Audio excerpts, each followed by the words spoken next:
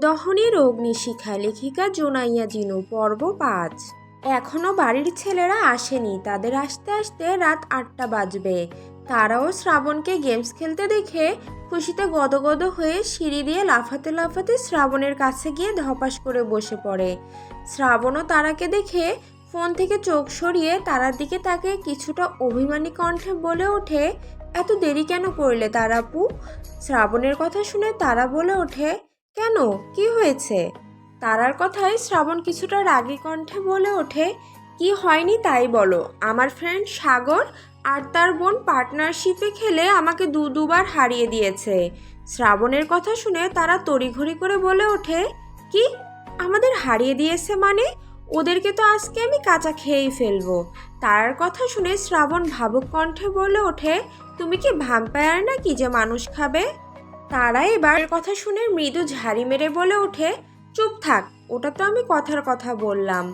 ও তাই বলো। হ্যাঁ, এখন চল তাড়াতাড়ি গেম শুরু করি, আর ওই সাগররা আর ওই চামচা বইন্ডারে আমরা হারাই। তারার কথা শুনে শ্রাবণ ঠোঁটে একরাশ হাসি নিয়ে বলে ওঠে, হ্যাঁ হ্যাঁ চলো চলো। বলেই দুজনে ফোন হাতে নিয়ে পার্টনারশিপে গেম খেলা শুরু করে। রান্নাঘর থেকে তিনজা মিলে তারা আর শ্রাবণের কাণ্ড দেখছে। দুজন গেমস খেলতে খেলতে ফোন একবার ডান দিকে নিচ্ছে তো বাঁ দিকে নিচ্ছে, তো মাঝে মাঝে চিৎকার দিয়ে বলে উঠছে, ডানে যা বামে যা, মার মার, সামনে যা পিছনে যাস না, ইত্যাদি নানান ধরনের কথা বলেই চিৎকার করছে। শারমিন বেগম ও আজমিরা বেগম ছেলে মেয়ের কাণ্ড দেখে মুচকি হাসছে। এদিকে প্রিয়ন্তী বেগম মেয়ের কান দীর্ঘ নিঃশ্বাস ফেলেন। তিনি বুঝে গেছেন এই মেয়েকে সোজা করা তার কম্য নয়। এবার হাঁপিয়ে গেছেন। তিনি ফ্রিজ থেকে দুধের বোতল বের করে সেটা গরম করে নিয়ে তারপর একটা প্লেটে দুধ ভাত মাখিয়ে নেয়, সুন্দর করে, সাথে আমও দেয় একটা। ভাত মাখিয়ে চলে যান মেয়ের কাছে তাকে খাওয়াতে। এখনও রান্না হয়নি, তাই তিনি এগুলো দিয়েই মেয়েকে খাওয়াবেন এখন। শারমিন বেগম তার জায়ের কাণ্ড দেখে হালকা হাসে। ভালো করেই জানে তার যা কেমন, মেয়ের উপর বেশি সময় রেগে থাকতে পারে না। তার উপর মেয়ে তার দুপুর থেকে কিছু না খাওয়া, আর এই সময়টাতে রোজ তাকেই তারাকে খাইয়ে দিতে হয়। তারা নিজের হাতে ভাত মেখে খেতেই পারে না। তাকে সব সময় প্রিয়ন্তী বেগম, না হয় আজমিরা বেগম, আর না হয় শারমিন বেগম, হামিদ খান, হাসান, ইমরান খান, তহিদ খান, তাজ মুখে তুলে ভাত খাইয়ে দিয়ে আসছে। তাকে এক এক সময় এক একজন খাইয়ে দেয়, আর তারা এতে পুরো অভ্যস্ত হয়ে উঠে পড়েছে। নিজের হাতে ভাত খেতে গেলে দেখা যায় ছড়িয়ে ছিটিয়ে খায় সে। মোট কথা, খায় কম সে, তার চেয়ে ফেলে বেশি। তাই আর তাকে কেউ নিজের হাতে খেতে দেয় না। মাঝে মাঝে সকলে ভেবেই পায় না, এই মেয়েকে বিয়ে দিলে শ্বশুরবাড়ি গিয়ে করবেটা কি? যে কিনা নিজ হাতে খেতেই পারে না, সে কি করে সংসার করবে? এদিকে সে বিয়ে করবে বলে ধেরিয়ে মরে। প্রিয়ন্তী বেগম মেয়ের কাছে গিয়ে তারার পাশে সোফায় গিয়ে বসে পড়ে। ভাতটা আরও একটু ভালো করে মাখিয়ে তারার মুখের সামনে ধরে গম্ভীর কণ্ঠে বললে ওঠে, নে হা কর। প্রিয়ন্তী বেগমের কথায় সে চোখ ফোন থেকে না সরিয়ে হা করে। মেয়ের কাণ্ডে প্রিয়ন্তী বেগম অবাক হয় না, কারণ এটা তার মেয়ের অভ্যাস। প্রিয়ন্তী বেগমও তারার মুখে ভাতের লোকমাটা তুলে দেয়। তারা মুখে লোকমাটা নিয়ে চাবাতে চাবাতে চিল্লিয়ে বলে ওঠে, শ্রাবণ ডানে যা ডানে যা, না হলে গুলি করে দিবে। তারার চিল্লানিতে প্রিয়ন্তী বেগমের কানে তালা দেওয়ার উপক্রম। এই মেয়েকে নিয়ে আর তিনি পারে না, কি খেয়ে যে এটা জন্ম দিয়েছিল সেটাই ভেবে পায় না। প্রিয়ন্তী বেগম চুপচাপ মেয়েকে খাওয়াতে শুরু করে। এর মধ্যেই চলে আসে তাজ, হাতে তার ল্যাপটপের ব্যাগ। দেখেই মনে হচ্ছে বড্ড ক্লান্ত সে। নিজের ঘরের দিকে যেতে যেতে তারা আর তার মায়ের দিকে তাকায় একবার। তা দেখে তাজ মুচকি হাসে। সে ভালো করেই জানে প্রিয়ন্তী বেগম তারাকে মেরে বা রেগে গেলেও তারার কাছ থেকে বেশি সময় দূরে থাকতে পারে না। তাজ সিঁড়ি দিয়ে উঠতে উঠতে হাঁক ছেড়ে বলে ওঠে, মনি, আমার জন্য একটু ঠান্ডা পানি দিয়ে শরবত করে রেখো প্লিজ, আমি ফ্রেশ হয়ে এসে খাবো। বলতে বলতে তাজ উঠে যায়। আজমিরা বেগমও তাজের কথা মতো লেবু শরবত করতে ব্যস্ত হয়ে পড়ে ঠান্ডা পানি দিয়ে। আস্তে আস্তে বাড়ির সব পুরুষরা এসে পড়ে। এর মধ্যে তারাকে খাওয়ানো শেষ হলে প্রিয়ন্তী বেগম তারাকে দেখে চার ভাই মিলে এগিয়ে আসে তার দিকে। তারা তখনও গেমস খেলতে ব্যস্ত। তারার পাশে এসে তহিদ খান বসতে তারা পাশ ফিরে তাকায়। তহিদ খানকে দেখে তারা খুশিতে লাফ দিয়ে উঠে জড়িয়ে ধরে বলে ওঠে, রোমিও।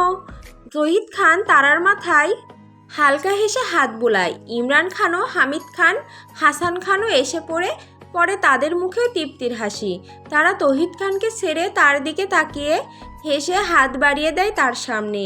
তারাকে হাত বাড়াতে দেখে তৌহিদ খান হালকা হেসে তার পকেট থেকে এক গাদা চকলেট বের করে দেয়। তারা চকলেট হাতে পেয়ে খুশিতে গদগদ হয়ে পড়েছে। তারা এবার পরপর হামিদ খান, হাসান খান ও ইমরান খানের দিকে একইভাবে হাত পাতে। তারাও হালকা হেসে যে যার পকেট থেকে চকলেট বের করে দেয়, শ্রাবণকেও দেয়। এর মধ্যে সকলেই নিচে নেমে এসেছে। তারা তো রীতিমতো চকলেটে রীতিমতো কতগুলো সবার করেও দিয়েছে। মেঘাও এসে হামিদ খানের পাশে গিয়ে এক হাত জড়িয়ে ধরে অভিমানী কণ্ঠে বলে ওঠে, এটা কিন্তু ঠিক নয় পাপা, তোমরা তারাকে সব চকলেট দিয়ে দিচ্ছ, আমাদের একটু ভালোবাসো না। তোমাদের সব ভালোবাসা তারার জন্য, তাই না? আমরা বুঝি কেউ না? তারা চকলেট খাচ্ছিল। এর মধ্যেই মেঘাকে হামিদ খানকে জড়িয়ে থাকতে দেখে অমনি তার মাথায় রক্ত উঠে গেল। সে চকলেট ছেড়ে খেপা বাঘিনীর মতো করে তেড়ে এসে বলে ওঠে, এই আপু, তুই আমার বাবাইকে ধরেছিস কেন? ছাড় আমার বাবাইকে। তারার কথা শুনে মেঘাও বলে ওঠে, এই শোন পুচকি, এটা তোর বাবাই হলেও এটা আমার পাপা, তোর থেকে আমার অধিকার বেশি। তারা তো এবার ভীষণ খেপেছে। সে তেড়ে এসে মেঘাকে হামিদ খানের থেকে ছাড়াতে ছাড়াতে বলে ওঠে, মোটেও না, বাবাই শুধু আমার, তোর পাপা হলে আমার বাবাই সবচেয়ে বড় কথা আমার ছেলে হয়। বাবাই আমাকে মা বলে ডাকে, তাই তোর থেকে আমার বেশি অধিকার। ছাড় আমার ছেলেকে। বলেই মেঘাকে টেনে তুলে ফেলে। সকলে এদের কাহিনী দেখে হাসছে। এটা রোজকার ব্যাপার। বেচারা হামিদ খান পড়েছে মহাবিপাকে। মেঘা আর তারা লেগেছে ঝগড়া, কেউ কারো থেকে কম না। দুজনে আটসাত বেঁধে নেমেছে। এর মধ্যেই মেঘা হামিদ খানের দিকে তেড়ে এসে রাগী কণ্ঠে বলে ওঠে, বাবা তুমি বলো, ওর থেকে তোমার উপর আমার অধিকার বেশি না?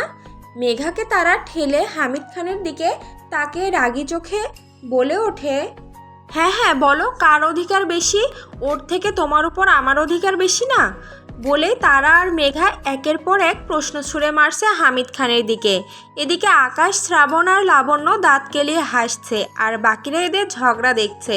তার মধ্যে আবার তাজ এদের ঝগড়া ভিডিও করছে। হামিদ খান অসহায় চোখে তাকিয়ে আছে দুজনের দিকে।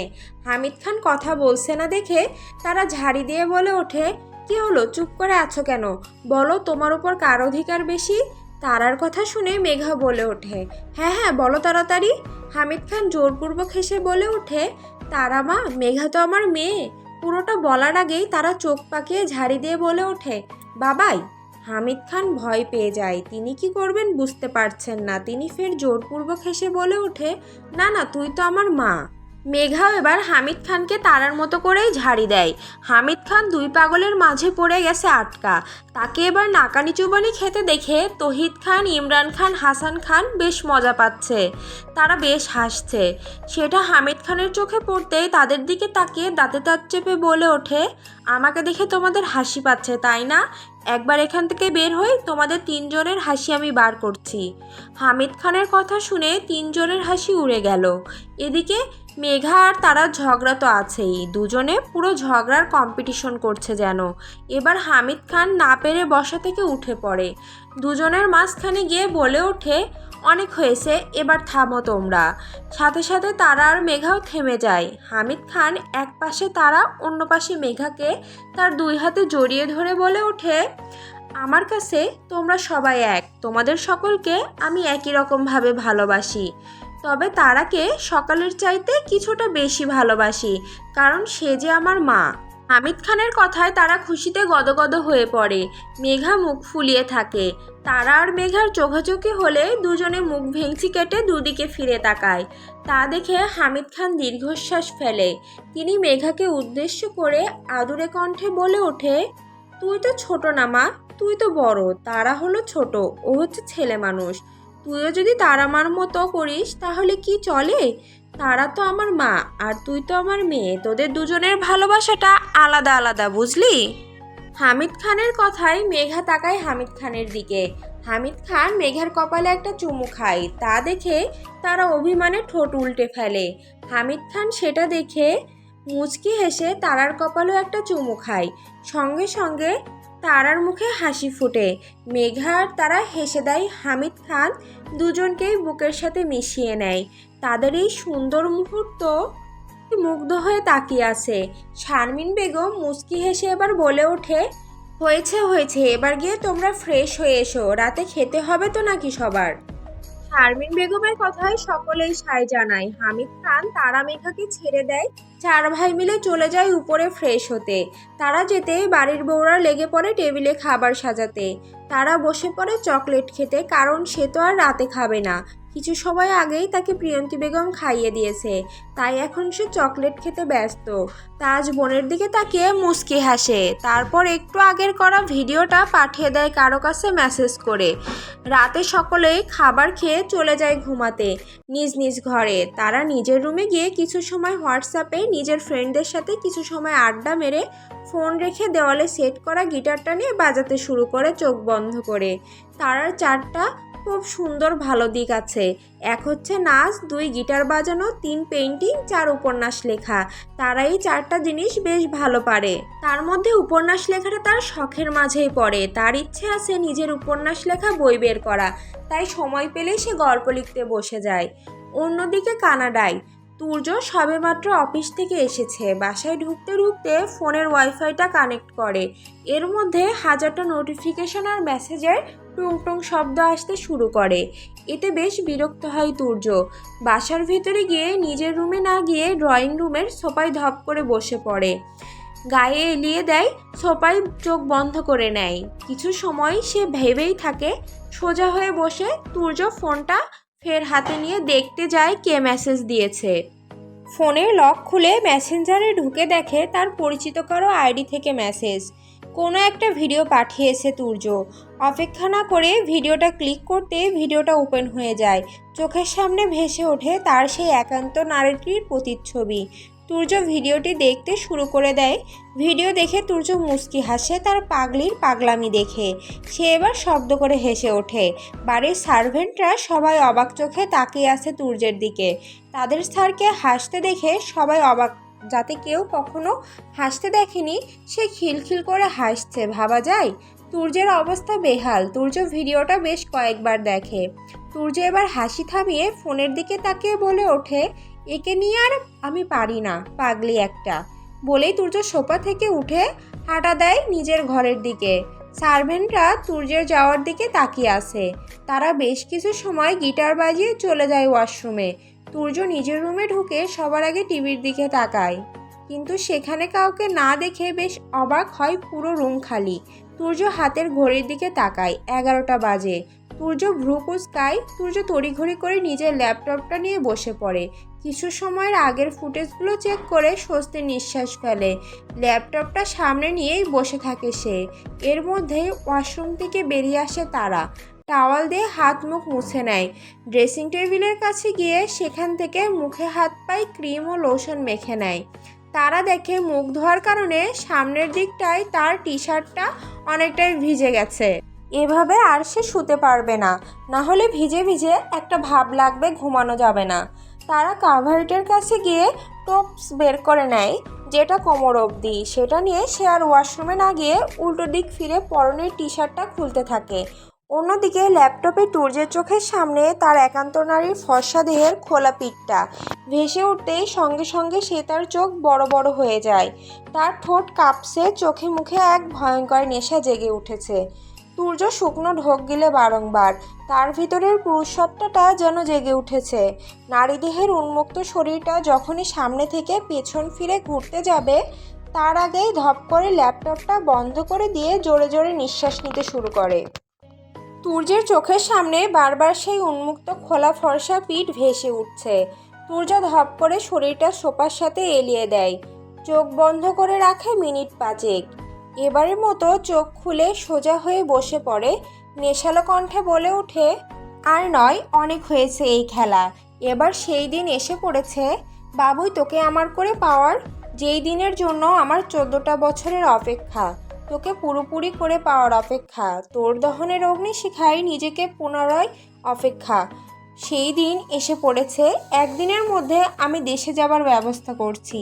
আর মাত্র একদিন বাবুই, তারপর তুই আমার, পুরোপুরি আমার। এই মেহরাজ খান তুর্যের তুই। তবে আমি তোকে এত তাড়াতাড়ি কাছে টেনে নিব না। তোকেও যে আমার মতো করেই পুড়তে হবে। গত 14 বছর আমি যেভাবে তিলে তিলে পুড়ে ছারখার হয়েছি, তোকেও আমি ঠিক সেভাবেই পোড়াবো। তোকে তো আমার কাছে টেনে নেব, তবে তারও আগে আমার কষ্টগুলোও যে তোর অনুভব করাতে হবে। না হলে যে তুই বুঝবি না আমার যন্ত্রণা। তোকে আমি আমার যন্ত্রণা উপভোগ করাতে চাই, একটু একটু করে তোকে আমি সেটা অনুভব করাতে চাই। গত 14টা বছর আমার সাথে যোগাযোগ না করার জন্য তোকে কঠিন শাস্তি উপভোগ করাতে চাই। তৈরি তো আর তোর সাইকো প্রেমিক খুব তাড়াতাড়ি আসছে বাবুই, তৈরি হ বাবুই, তৈরি হ। বলেই তুর্য ঠোঁট বাঁকিয়ে হাসে। অন্যদিকে তারা চেঞ্জ করে ঘুমের দেশে চলে গেছে। তুর্য দেওয়ালে থাকা টিভির দিকে তাকায়, তাকিয়ে দেখতে পায় তার মন হরণকারী কি সুন্দর নিশ্চিন্তে বাচ্চাদের মতো শুয়ে আছে। তুর্য এক দৃষ্টিতে সেখানে তাকিয়ে থাকে, ঠোঁটের কোণে তার তৃপ্তির হাসি। আজ রাতেও সে আর ঘুমাবে না, সারা রাত পার করে দিবে তার মন হরণকারিণীকে দেখে। তার সারাদিনের ক্লান্ত এক নিমিষে দূর করার কারণেই যে তার বাবুই, যাকে একটিবার দেখলে তার সমস্ত ক্লান্তি এক নিমেষেই উড়ে যায়, যাকে তার দিনরাত সারাদিন দেখেও তার দেখার তৃষ্ণা মেটে না। সূর্য ভালো করে সোফার সাথে হেলান দিয়ে বসে, এক দৃষ্টিতে টিভির দিকে তাকিয়ে বলে ওঠে, I love you Babui, I really love you, my Babul bird.